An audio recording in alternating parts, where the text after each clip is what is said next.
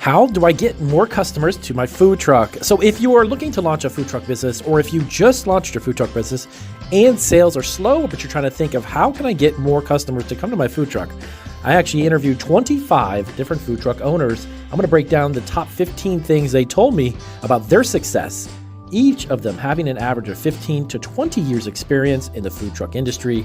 I'm going to break those down for you right now.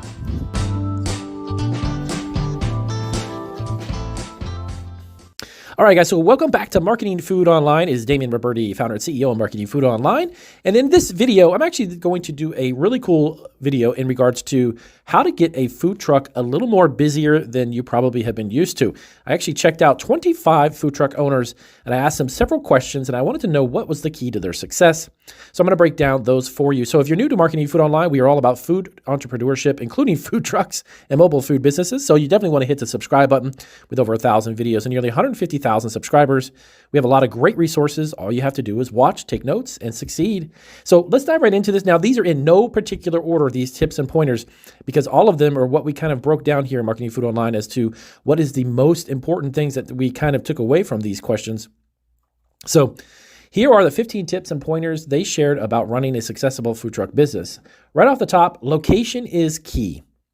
Choose a high foot traffic area, as many of them stated, of course, and understand that the local regulations regarding where you can park those food trucks in order to maintain a good location, as it being the key element in a food truck business. Make sure you definitely check out that, because you cannot necessarily park anywhere you want to. You got to be sure that you can do it legally and that it's definitely a location with high foot traffic. Next up, they said quality over quantity.